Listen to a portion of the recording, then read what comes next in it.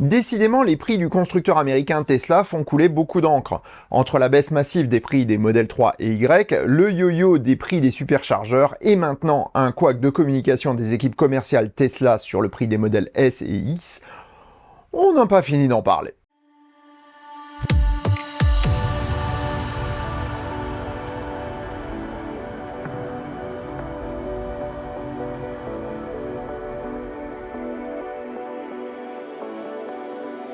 Si ça te plaît, mets un pouce vers le haut et commente. Si ça te plaît beaucoup, abonne-toi. Et si ça te plaît vraiment beaucoup, dis-le partout. Merci. Dans un cas comme celui-ci, j'avoue détester avoir raison. Depuis l'annonce de la baisse des modèles 3 et Y, beaucoup me demandaient des prévisions sur la baisse possible des vaisseaux amiraux de la marque dirigée par Elon Musk. J'étais tout d'abord extrêmement sceptique sur une baisse des prix, mais un message du service commercial aux clients ayant commandé ces modèles me donnait tort.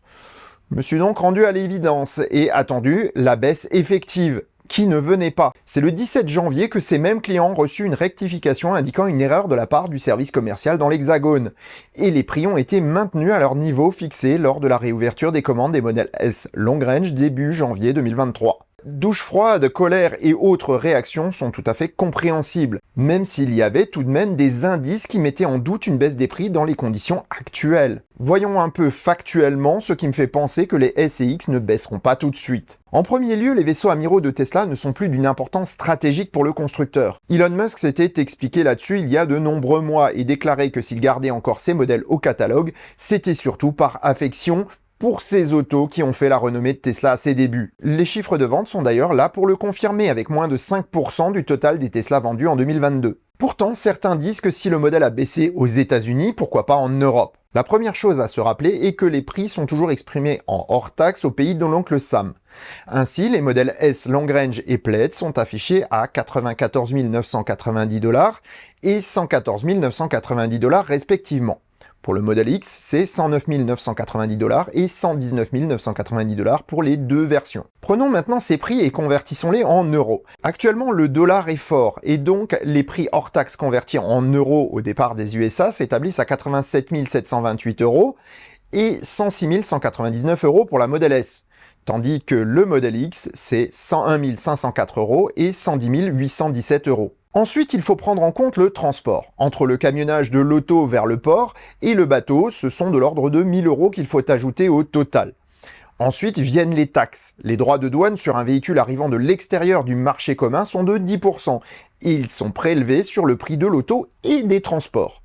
Toutefois, le prix effectif retenu par les services des douanes est forcément plus bas que le prix hors taxe affiché de la voiture, en raison de la marge qui est pratiquée par Tesla en France. Donc le prix considéré par les douanes est le prix hors marge. En supposant que la marge maximum soit de 20%, on aura donc des droits de douane de 7 018 € et 8 496 € pour la modèle S et de 8 200 et 8 865 € pour le modèle X. Donc si Tesla veut pratiquer la même marge en France qu'aux États-Unis, les modèles S doivent être vendus 95 746 € et 115 695 € hors taxe, et les modèles X à 110 704 € et 120 313 € hors taxe. Reste à appliquer la TVA, et cela nous donne des prix TTC affichés de 114 895 € pour la modèle S Long Range, 138 834 € pour la modèle S Plaid, 132 844 € pour le modèle X Long Range, et enfin 144 936 € pour le modèle X Plaid.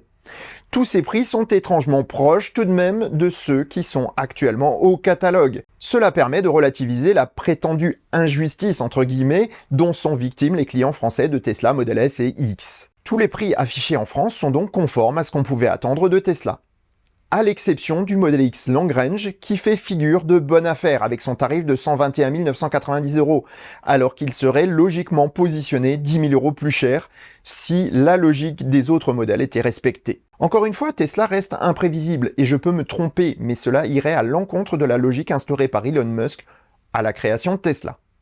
Actuellement, les modèles 3 et Y, du moins pour les versions propulsion de ce dernier, ont une problématique similaire avec une production chinoise. Les modèles Y Long Range et Performance bénéficient toutefois d'une production intra-européenne, et nul doute que le constructeur américain va accentuer ses efforts pour produire rapidement toutes les versions de ces deux best-sellers au sein de l'usine berlinoise. Voilà qui promet de bonnes surprises sur les prix, je pense, mais aussi une possibilité de production d'une Model 3 compacte encore plus abordable, basée sur la même architecture que ses deux grandes sœurs. Et là, j'espère bien ne pas me tromper. Et sur ces bonnes paroles, je vous souhaite bonne route et vous dis à bientôt pour un prochain épisode du Choucroute Garage. Portez-vous bien, ciao.